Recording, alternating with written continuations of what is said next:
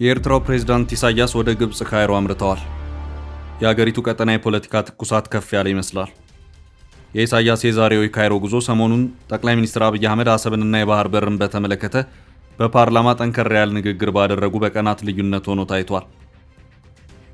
በምስራቅ አሰብ አቅጣጫ ድንገተኛ የኢትዮጵያ ጥቃት ሊከፈትብኝ ይችላል በማለት የስጋት ዝግጅት ላይ ቆዩት ኢሳያስ በሌላ አቅጣጫ በሀገሪቱ ምዕራብ ክፍል ሱዳን አቅጣጫም እንደዚሁ አዲስ ጦር መጣሁ እያላቸው ነው። ይሄኛው ጦር ደግሞ በሱዳን የጀነራል አብዱልፈታህ አልቡርሃን ጦርን የሚፋለመው የጀነራል መሐመድ ሐምዳን ዳጋሎ ጦር ነው።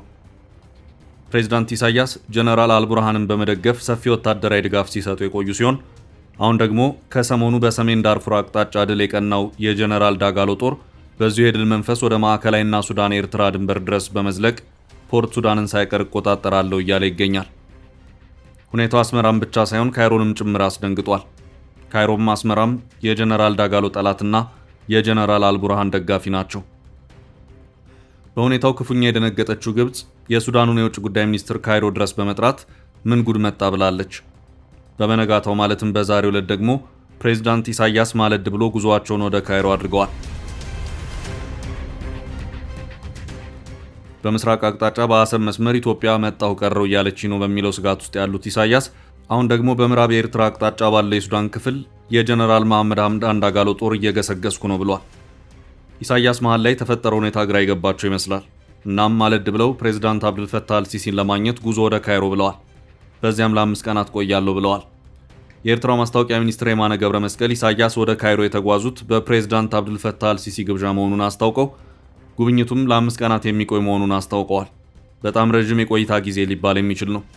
ኢሳያስ በዚሁ የካይሮ ቆይታቸው በሁለቱ ሀገራት የሁለትዮሽ ጉዳዮች እንደሚመክሩ እንደዚሁም በግብጽ የብሔራዊ ሙዚየም ምረቃት ላይም ጭምር እንደሚሳተፉ የሀገሪቱ ማስታወቂያ ሚኒስትር በኤክስ ግልጥፋቸው አስታውቀዋል። ለኤርትራም ለግብጽም አሁን የፖለቲካው ስበት ማዕከል የሆነችው ሱዳን ሆናለች። ለግብጽም ለኤርትራም የጋራ ራስ ምታት የሆነችው ደግሞ ኢትዮጵያ ናት። አሁን ባለው ሁኔታ የኃይል አሰላለፉ በግልጽ ለይቷል። በሱዳን የእርስ በእርስ ጦርነት ውስጥ እየተፋለሙ ያሉትን ሁለት ጀነራሎች ማን የትኛውን አካል ይደግፋል የሚለው ጉዳይ ግልጽ ሆኗል።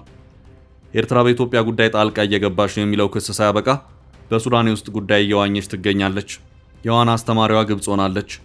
አልሲሲ ባለፈው ዓመት አስመራ ጎራ ብለው ከኢሳያስ ጋር ተነጋግረው በሰዓታት ልዩነት ካይሮ የተመለሱ መሆኑ የሚታወስ ሲሆን ኢሳያስ ግን ካይሮ 5 ቀን ቆያለሁ ብለዋል።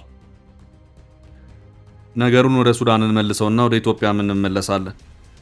ግብጽና ኤርትራ ጀነራል አብዱልፈታህ አልቡርሃንን ይደግፋሉ።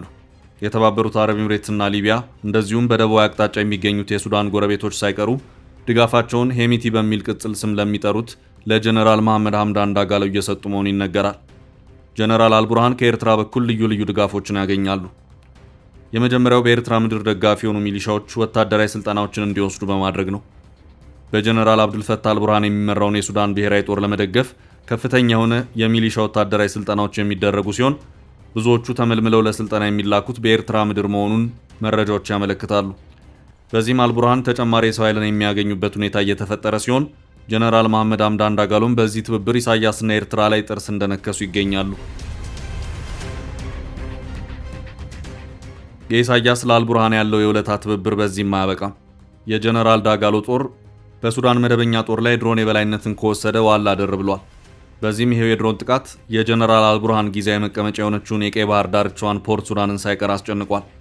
የመሳሪያና የነዳጅ ማከማቻ ዴፖዎች በዳጋሎ ጦር ድሮኖች ጋይተዋል። ወታደራዊ ቤዞችም ሳይቀሩ እየታደኑ ከጥቅም ውጭ ተደርገዋል። ወታደራዊ ተቋማቱን ከጀነራል ዳጋሎ ጦር የድሮን ጥቃት መከላከል ያልቻለው የጀነራል አብዱልፈታህ አልቡርሃን መንግስት የመጨረሻ አማራጭ አድርጎ የወሰደው የሀገሪቱን አየር ኃይል ጀቶች ወደ ጎረቤት ሀገር ማሸሽ ነው። ለዚህም ተመራጭ ሀገር ተደርጋ የተወሰደችው ኤርትራ ናት። ዘገባዎችም ያንኑ አመላክተዋል። እናም ጀነራል መሐመድ ሐምዳን ዳጋሎ ሌላኛው በኢሳያስና ኤርትራ ላይ ጥርስ እንዲነክሱ ያደረጋቸውም ይሄ ነው። በሶስተኛ ደረጃ ጀነራል ዳጋሎ በኢሳያስ ላይ ፖለቲካ ቂምን እንዲቋጥሩ ያደረጋቸው ጉዳይ ቢኖር ኢሳያስ በአንድ ወቅት በግል ከእርሳቸው ጋር ያወሩትን ጉዳይ በአደባባይ ማውጣታቸው ነው። የሱዳኑ ጦርነት ከመፈንዳቱ ቀደም ብሎ ዳጋሎ ወደ አስመራ አምርተው ከፕሬዝዳንት ኢሳያስ ጋር መክረው ነበር። በመጨረሻም ጦርነቱ ከተጀመረ በኋላ የተወሰኑ በርከት ያሉ የሱዳን ጋዜጠኞች ወደ አስመራ አምርተው ከኢሳያስ ጋር ቆይታ አድርገው የነበረ ሲሆን በዚሁ ቃለ ምልልስ ላይም ኢሳያስ ዳጋሎ ጦርነት እንደሚከፍት አስቀድሞ ነግሮኝ ነበር፣ እኔም አንተ ሰው ተው ረፍ ይቅርብህ ስል ምላሽን ሰጥቼዋለሁ ሲሉም ተናግረዋል። ኢሳያስ ከዚህ ባለፈ ጀነራል መሐመድ ሐምዳን ዳጋሎን ከፍ ዝቅ እያደረጉም ይህንኑ ቃለ ምልልስ ያደረጉበት ሁኔታ ታይቷል። ይሄኛውም ሌላኛው ጀነራል መሐመድ ሐምዳን ዳጋሎ በኢሳያስ ላይ ቂም እንዲይዙ ያደረጋቸው ነጥብ እንደሆነም ይነገራል። ከዚህ ውጭም ኢሳያስ ጀነራል አብዱልፈታህ አልቡርሃንን አስመራ ላይ በክብር ተቀብለው አስተናግደዋል። በቅርቡም ከውጭ ጉዳይ ሚኒስትሩ ጋርም መክረዋል። እናም እነዚህ ሁሉ ሁኔታዎች ተደማምረው ጀነራል መሐመድ ሐምዳን ዳጋሎ ኤርትራ ላይ ቋጠሩትን ቂም ጠበቅ አድርገዋል። በዚህ መሃል ደግሞ ከሰሞኑ በዳርፉር አቅጣጫ የጀነራል መሐመድ ሐምዳን ዳጋሎ ጦር ከባድ የሚባል ድልን አስመዝግበዋል።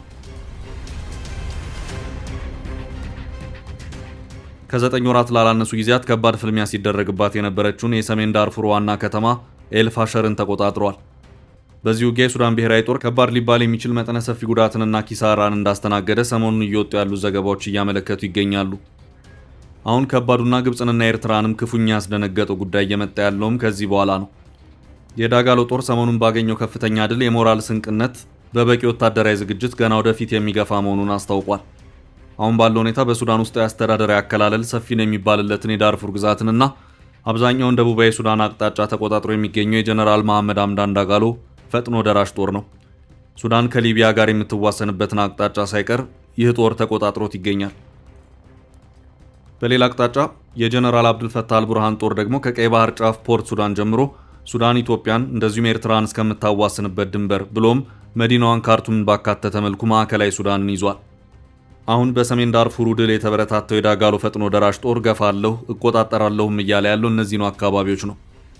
ጦሩ አሁን ባለው የድል ሞራል ወደ ማዕከላዊና ሰሜን ሱዳን የሚገፋ ከሆነ የጀነራል አብዱልፈታህ አልቡርሃን ወዳጅ ለሆኑት ኢሳያስና ኤርትራ እጅግ ከባድ ነው። ይህ ጦር በኤርትራ ምዕራብ አቅጣጫ የሚገሰግስ ከሆነ አደጋነቱ ለኤርትራ መንግስት ብቻ ሳይሆን ከዚህ ቀደም የጀነራል አልቡርሃንን ጦር በመደገፍ ሲዋጉ ለነበሩት የህወሓት ጦር አባላትም ጭምር ነው። ታጣቂ ቡድኑ ወልቃይትን አስመልሳለሁ በሚል በዚሁ ሰሜን ምስራቅ የሱዳን አቅጣጫ ወታደራዊ ስልጠናዎችን እየወሰደ ያለ ኃይል ነው። አርሚ 70 በሚል ይታወቃል። የአልቡርሃን ጦር ካርቱምን ከዳጋሎ ፈጥኖ ደራሽ ጦር ለማስለቀቅ በነበረው ለአስጨራሽ ፍልሚያ ተሳትፎ የነበረው መሆኑም ይነገራል። እናም የዳጋሎ ጦር በዚሁ የህወሓት አርሚ 70 ላይ ቂም ቋጥሯል። ዳጋሎ አሁን ባለው አካሄድ ጦራቸው ወደ ሰሜንና ሰሜን ምስራቅ የሱዳን አቅጣጫ እንዲገፋ ካደረጉ በህወሓትም በኤርትራ መንግስትም ሆነ በግብፅ የተሰሩት የፖለቲካ ቀመሮች በሙሉ የሚበላሹ ይሆናል። ኢሳያስ ከዚህ ቀደም ገና የሱዳኑ ጦርነት እንደፈነዳ ለማንኛውም በሚል ጦራቸውን የሱዳን ኤርትራን ድንበር ጥርቅም አድርጎ እንዲዘጋ አድርገውም የነበረ መሆኑ የሚታወስ ነው። ሆኖም ጦርነቱ የኤርትራ ድንበር ላይም ሳይደርስ ማዕከላዊውንና ደቡባዊውን የሱዳን ክፍል ማዕከል አድርጎ መካሄዱ ለኢሳያስ ታላቅ እፎይታን የሰጠም ነበር። አሁን ደግሞ የኃይል ሚዛኑ እየተቀየረ ነው። አሸናፊው እየተሸነፈ ነው። የጀነራል አብዱልፈታህ አልቡርሃን ጦር ከማጥቃት ወደ መከላከል ገብቷል። በዚህ የሰሞኑ ክስተት ግብፅም ኤርትራም ደንግጠዋል። እናም አልሲሲ ኢሳያስን ወደ ካይሮ ጠርተዋል።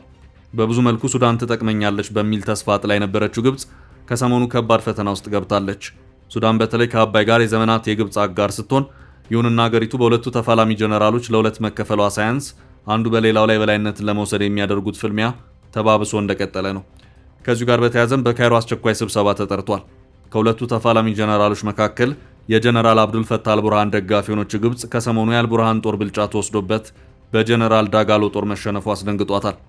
ቀደም ብለን ጠቆም ለማድረግ እንደሞከርነው የሱዳን ብሔራዊ ጦር ከባድ ምት የደረሰበት የሰሜን ዳርፉር ግዛት ዋና ከተማ በሆነችው ኤልፋሸር ከተማ ነው።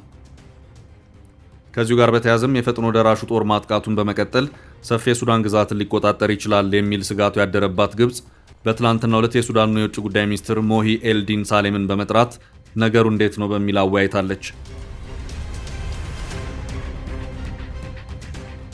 ከሱዳኑ የውጭ ጉዳይ ሚኒስትር ካይሮ ላይ መከሩት የግብፅ አቻቸው ባድር አብድልአቲ መሆናቸውን የአህራም ኦንላይን ዘገባ አመልክቷል።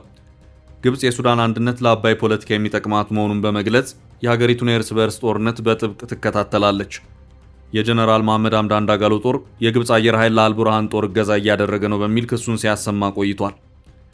የህዳሴውን ግድብ እንደዚሁም አባይን ወይም ናይልን በተመለከተ ጀነራል አብዱልፈታህ አልቡርሃን ከግብፅ ጋር ያላቸው አቋም አንድና ተመሳሳይ ነው።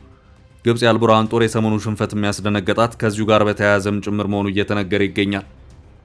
ድንጋጤው ለአስመራም ተርፏል። ኢሳያስ በምስራቃዊ አቅጣጫ አሰብ ቡሬ መስመር የኢትዮጵያ ጦር ድንገት ሊያጠቃኝ ይችላል በሚለው ስጋት ውስጥ መሆናቸው ይነገራል።